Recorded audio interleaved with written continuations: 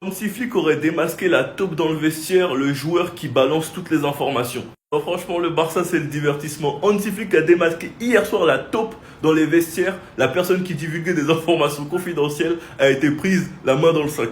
Ce qu'il faut savoir, c'est qu'hier, il y a 2 informations qui sont sorties avant que la réalité éclate. La première fois, c'était comme quoi Lewandowski était forfait parce qu'il n'était pas présent à l'entraînement. Et Flick a dit qu'il s'entraîne en salle et qu'il sera là demain. Ça encore, c'est pas vraiment grave. L'information spéciale que nous avons, et j'ai même fait une vidéo sur ça, c'est comme quoi Garcia sera au repos, Chesney sera titulaire et Ter Stegen sera sur le banc. Sachant que Flick, dans sa conférence d'avant-match, il expliquait pas vraiment, il disait qu'il n'avait pas encore fait un choix entre Chesney et Ter Stegen. Et on apprend 15 heures avant le match que c'est Chesney qui allait être titulaire. Qui aurait pu faire leak cette info et qui a mis à des journalistes catalans? Moi les gars, j'ai rien dit. De toute façon, sous ces lunettes et cette moustache, on peut pas savoir c'est qui. On peut pas savoir c'est qui. Donc moi, je n'ai rien dit. Bref, en tout cas, c'est dommage car on saura jamais qui est la taupe. Même si moi, personnellement, j'ai ma petite idée. Araujo de retour face à Espanyol Barcelone, c'est bon. Araujo, faut te calmer. J'espère que tu es revenu à zéro, que tu reviens tranquille et en force. On aura besoin de toi en deuxième partie de saison. Il y a énormément de matchs. Il y a Christensen qui revient à un très bon niveau. On croise les doigts pour qu'il ne se blesse pas. Mais en défense, avec Kubarsi, Araujo, Christensen, Eric Garcia, Gérard Martin, Koundé, Baldé, Torrens, on a de quoi faire pour la deuxième partie de saison, il faut juste que tous les joueurs soient concernés. On a même vu hier que Flick a joué Casado latéral droit, même si c'est pas un poste qu'il affectionne. Mais bref, Ronald Araujo va être de retour contre l'Espagnol le 3 janvier prochain. Araujo reprendra l'entraînement avec l'équipe le 29 décembre en vue du match contre l'Espagnol. Sa convalescence se déroule bien. Il continue de s'entraîner individuellement pour maintenir la forme. J'espère en tout cas que ce voyage, cette pause t'a fait du bien. Avec la Super Coupe, la Coupe du Roi, la Liga, la Ligue des Champions, il y aura énormément de matchs. Donc Flick devra faire tourner plusieurs fois. Même si Araujo doit jouer les petits matchs, le fait qu'on puisse compter sur lui, ce serait une bonne chose. Moi en tout cas, je l'attends en deuxième partie de saison. Le football a montré plusieurs fois qu'il ne faut jamais enterrer un joueur trop vite. Donc on verra ce qu'il va donner. L'injustice qu'a reçu Rafinha pour le 11 The Best, moi je vous vois. Tous ceux qui parlent, moi je vous vois, vous êtes tellement des menteurs et vous êtes tellement de mauvaise foi. Ce que vous essayez de faire, c'est juste faire passer les Barcelonais pour des gogoles toxiques qui mettent en avant n'importe qui et essayer de nous faire passer la mine pour un joueur surcoté, ça se voit.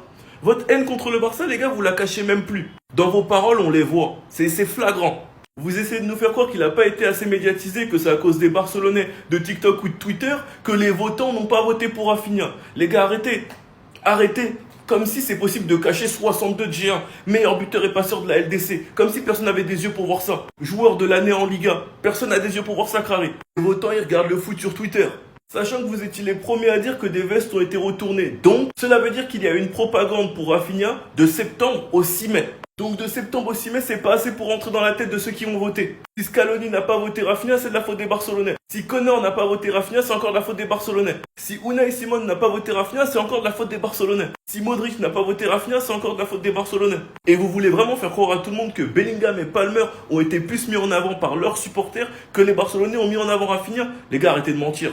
C'est à cause des Barcelonais de TikTok, Twitter, Facebook que Bellingham et Palmer se sont retrouvés devant Rafinha. Vous avez rien à dire. Sinon vous les gars, vous en pensez quoi? Ramenez-vous sur Snap, on s'ennuie. Donc Messi, tu n'as pas mis Rafinha dans ton top 3. Moi j'ai dit, celui qui s'attaque à Rafinha, Messi, Cristiano, Pelé, Maradona, je mélange tout. Je mélange tout. Ancelotti, il a mis Rafinha, Ousmane, mais il a mis Kylian, ça me dérange. Didier Deschamps, il a encore mis Kylian Mbappé, ça me dérange. Scaloni, il a mis Kylian en numéro 1. On est en 2022 encore? On est en 2022? Hakimi, il a mis Kylian Mbappé en numéro 1 également. À un moment donné, les gars, et je mets Messi à l'intérieur, il met Ousmane en numéro 1, c'est mérité, ballon d'or, ok. Mais Kylian, il fait quoi là-dedans? Rafinha, il n'a pas été meilleur que Kylian l'année passée? C'est quoi, c'est des votes du cœur? On vote pour nos meilleurs amis? On vous demande d'élire les meilleurs joueurs sur la saison 2025. Les meilleurs joueurs, on vous a pas dit d'élire vos amis, vos copains, vos copines, non. Kylian Mbappé, il est pratiquement partout. Tous les joueurs, ils ont peur de... Mais c'est quoi? Mais c'est qui ce mec? Mais Messi s'est fait avoir. Mais Messi! Oh! Et j'ai pas peur de vous. Pro Messi, pro Intel, pro Kylian. J'ai pas peur de vous. Je dis la vérité. Ça va trop loin à un moment. 3 nouvelles informations sur le mercato du Barça avec un joueur qui vient de confirmer qu'il veut absolument signer au Barça. Une grosse décision qui a été prise avec Ter Stegen. Et enfin, du nouveau pour Lewandowski. On va voir ça tout de suite. Allez, c'est l'heure de faire le point sur l'actualité mercato du Barça. Et on commence par parler de Ter Stegen. Vous savez que dernièrement, il était plutôt considéré comme indésirable au club. Eh bien, le Barça a changé d'avis et le Barça est désormais prêt à garder Ter Stegen dans l'effectif. Il a rejoué en Coupe du Roi, il a été assez bon d'ailleurs, et désormais Hansi Flick veut le considérer comme le deuxième gardien derrière Joan Garcia. Donc voilà, il ne sera pas poussé vers la porte. Donc c'est quand même un gros changement de situation pour le joueur qui de toute façon ne voulait pas partir. Ensuite, on va parler de Hamza Abdelkarim, l'attaquant de 17 ans de Al Ahly en Égypte, dont on a déjà parlé plusieurs fois. Eh bien, il a confirmé qu'il veut signer au Barça. Il est prêt à tout pour signer avec le club catalan. Voilà, là je vous mets la source, c'est Sport. Et dans un premier temps, il devrait quand même jouer avec l'équipe B. Mais en tout cas, en Catalogne, ils sont très enthousiasmés par Abdelkarim, qui est considéré comme un des plus gros espoirs du monde. Et pour finir, on va parler de Lewandowski. Alors c'est vrai qu'il est en fin de contrat, mais dernièrement, je vous avais notamment dit qu'il y avait la possibilité qu'il prolonge pour 1 an. Eh bien, il discute déjà avec un autre club. Effectivement, le Polonais a déjà lancé des négociations avec le Chicago Fire, qui est une équipe de Major League Soccer aux États-Unis. Voilà, je vous mets la source, Mundo Deportivo. Visiblement, la priorité du joueur, c'est de rester au Barça, mais bon, ça va dépendre de la direction. Et si la direction ne veut pas le garder, eh bien, l'option MLS est sur la table pour Lewandowski, avec un très très gros salaire, évidemment. Donc c'est la fin de cette vidéo. Si t'es fan du Barça, je veux ton avis sur Ter Stegen. Est-ce que selon toi, il pourrait être titulaire à la place de Joan Garcia, oui ou non? Dis-moi toi en commentaire. Et si tu veux être au courant de toute l'actu du Barça, comme d'habitude, je t'invite à t'abonner. Quand au FC Barcelone tout va bien, c'est qu'il y a Anguille sous roche. Il y a un truc qui est pas net. Hansi Flick a trouvé la taupe du vestiaire barcelonais, il l'a prise en flagrant délit. Et il l'a trouvé parce que les médias disaient que Chesney allait être titulaire, mais au final c'était Ter Stegen. Donc si je comprends bien, Hansi Flick il soupçonnait quelqu'un. Il lui a dit Chesney va être titulaire. Et à tous les autres, il leur a dit Ter Stegen il va être titulaire. Et au final, quand la composition elle sort dans les médias ils annoncent Chesney titulaire. Et c'est comme ça qu'il l'aurait rodave. C'est un génie en fait. Hansi Flick, c'est trop fort ce que tu proposes. Je sais pas ça peut être qui la taupe, mais j'ai une théorie. Il a rodave Ter Stegen et il lui a dit tiens, ça c'est ton dernier match. Parce que quand tu vois la déclaration d'avant-match, pourquoi l'avoir mis titulaire? Il a dit c'est uniquement pour ce match, juste celui-ci. Et il a aussi dit cette décision de le titulariser ne concerne que ce match. Nous avions dit que nous lui donnerions l'occasion de prouver qu'il était de retour de sa blessure et il l'a fait. C'est tout, rien de plus. Et apparemment aujourd'hui on apprend d'après Sport que la participation de Ter Stegen hier n'a rien changé au plan du club. Le joueur ne fait pas partie des plans. Hansi Flick, si c'est ça que t'as proposé, franchement il n'y a plus rien à dire. Franchement, il n'y a plus rien à dire. Juste respect Big Boss. Dites-moi vous en pensez en commentaire, les gars. C'est pas vous abonner, vous êtes des bons, nous, on avance. Hansi Flick a trouvé la taupe du vestiaire barcelonais. Il l'a pris en flagrant délit. Je vous jure, ce club, c'est trop de divertissement. Il y en a qui ont dit la taupe, elle a été prise en flagrant délit comme ça. Il y en a qui ont été sans scrupule disant que la taupe, c'était Ter Stegen. Parce qu'on le sait, Ter Stegen, il a toujours dit que le foot, c'était pas son truc de base, qu'il connaissait même pas les joueurs, tout ça. Même si, bon, moi, je sais pas c'est qui, les gars. Si vous avez un suspect numéro, dites-le moi. Mais ce qui est sûr, c'est que le Barça, les gars, c'est trop le divertissement. Moi, j'aime bien ce genre d'infos. Je sais pas si c'est vrai ou pas. Mais les gars, imaginez la scène. Juste fermez les yeux, là. Imaginez t'es Hansi Flick. Imaginez juste, t'es Hansi Flick. Tu débarques dans le vestiaire et tu surprends, par exemple, un appel d'un joueur en train de balancer à un journaliste des infos sur des trucs censés être confidentiels. Imaginez seulement la conversation. La conversation, comment ça devait être? Tiens, je t'ai trouvé, toi. Je savais que c'était toi. Les gars, qui est la taupe? Il l'a trouvé, ça y est. Moi, là, j'ai qu'envie de m'asseoir, prendre des pop-corn et d'attendre, de savoir c'est qui. Le nom, avoir le nom. Donnez-nous le nom. Rafinha a perdu. Ils lui ont chié dessus. Mais Rafinha, il a gagné quelque chose que personne ne peut avoir. En tout cas, très peu d'hommes ont la chance d'avoir ça. Et Rafinha en fait partie. Et ça vaut tous les prix du monde, les gars.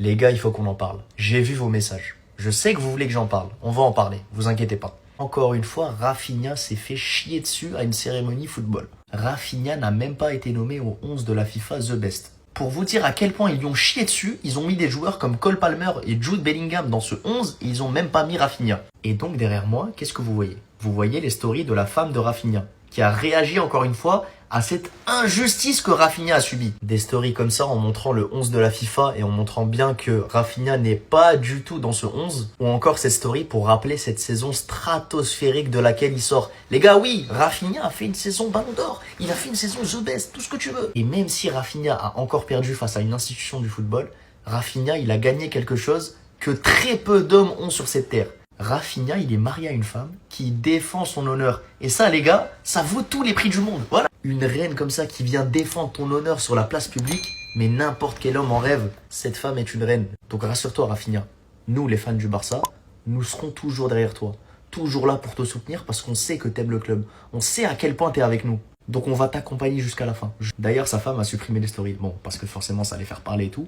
Mais franchement je le dis, hein, elle aurait pas dû supprimer. Le coach du FC Barcelone, Hansi Flick, a enfin trouvé la taupe du vestiaire barcelonais. C'est quoi une taupe? En gros, c'était un joueur, les gars, qui donnait beaucoup d'infos à la presse. Et en gros, on ne savait pas qui c'était du côté du Barça. Et Hansi Flick l'a surpris hier, tout simplement. On ne sait pas encore qui est ce joueur, les gars. Donc, il va être divulgué, bien sûr, très prochainement.